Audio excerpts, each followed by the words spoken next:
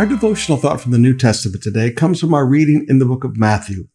Matthew chapter 9, beginning with verse 18. As Jesus was saying this, the leader of the synagogue came and knelt before him.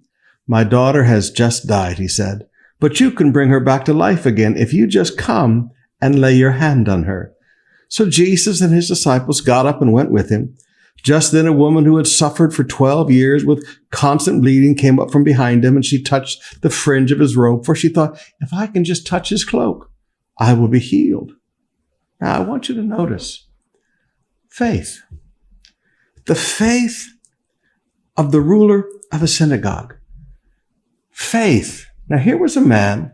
Yes, he was a Jew. Yes, he was part of the synagogue system. Yes, he was even the ruler of a synagogue.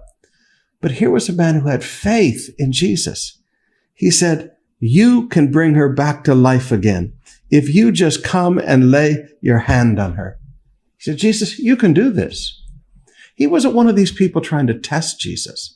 He wasn't one of these people trying to make a mockery out of Jesus. He was a man that had a need, and he had a mission. He wanted Jesus to come and heal his daughter. He had faith. Now, beloved, that's the simplicity of faith. Do you remember the centurion we talked about the other day? He said, "I understand authority. You say it and it will be done." This man, this ruler of the synagogue, had the same kind of faith. You can bring her back to life again. You can bring her back to life again. You can do this, Jesus.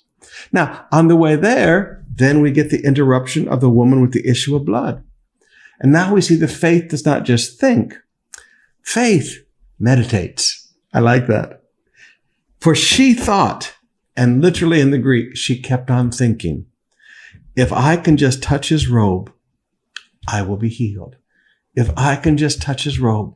There are times, brothers and sisters, you get something deep on your insides.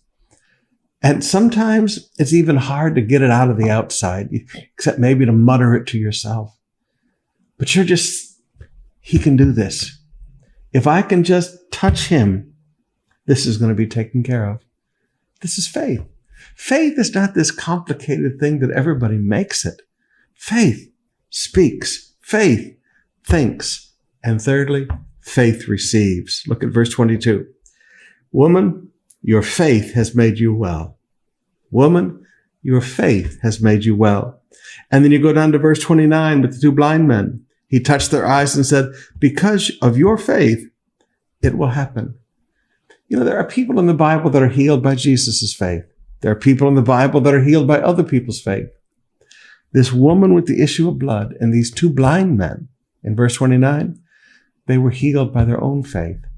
Sometimes you sit there at home and you want some evangelist to have faith for your healing. Why don't you grow your own faith and receive by your own faith?